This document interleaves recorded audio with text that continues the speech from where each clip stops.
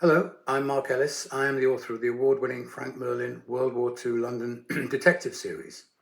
I'm also the author of this book, which is called Boom Time, which is a history of true crime in World War II London and is very much based on the research I carried out and continue to carry out on my fictional series. I'll just read you the blurb and then I'll read you a little extract from the book. The accepted story of the home front during the Second World War is one of cooperation and teamwork as people across Britain linked arms to provide support for the war effort. Right? Wrong. Crime rates actually increased during the war years. Actually, they went up 60% between 1939 and 1945 in England and Wales.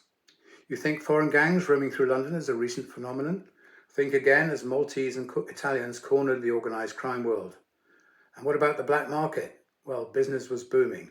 As gangster Mad Frankie Fraser later said, "I'll never forgive Hitler for surrendering. We were making so much money." So I'll give you a little flavour and talk about one of the gangsters. He wasn't a foreign gangster. He was actually a homegrown one, and he pretty much became top dog during the war. His name was Billy Hill. He was born to Irish parents in 1911 at Seven Dials in London. He was one of 21 children. He became a petty thief and worked his way up gradually. By the time the war began, he was a seasoned and well-known gangster, working with a group of loyal associates, men with names like Square Georgie Ball, Birdie Short, Tosh Hughes, Horrible Harry, Scarface Jock, and so on. With his gang, he carried out a series of spectacular smash and grab raids in the 30s. He had also acquired a reputation as a man not to be crossed. Several villains who tried their luck with him had been slashed in the face or worse by Hill's faithful chiv, which is criminal slang for a knife. Hill was quick to move into the black market when the war got underway. With rationing and the general war situation, all sorts of things quickly became scarce. Food, clothes, petrol, cigarettes, and many more. Ration books were required to purchase many items, and purchase allowance were very tight. At its simplest, the black market meant criminals stealing scarce items and selling them to the public at a very high markup. But there were other opportunities, such as forging or stealing ration books and petrol coupons. Hill and his gang led the way in these sort of activities. At the same time, Hill continued to rob and steal on a large scale, much aided by the blackout and the fact that the police were greatly overstretched. All Hill's operations involved a high degree of risk, and his luck was not always in. In June 1940, he and his gang pulled off a dual robbery in London's West End.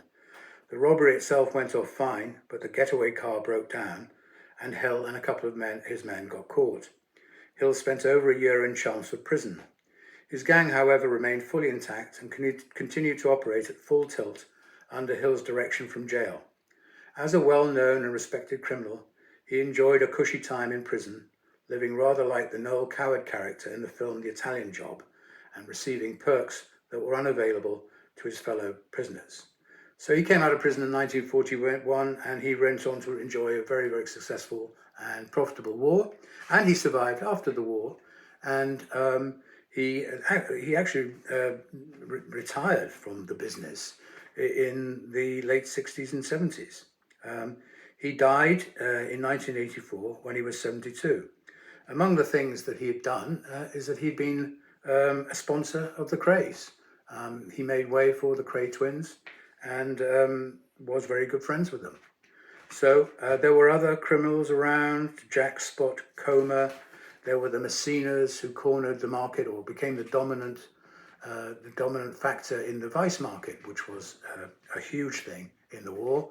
As you imagine, particularly after 1942, when the Americans were over here, brothels and clubs in London and around the country did a roaring business. So that's a little taster of what it was like in the criminal world in World War II London.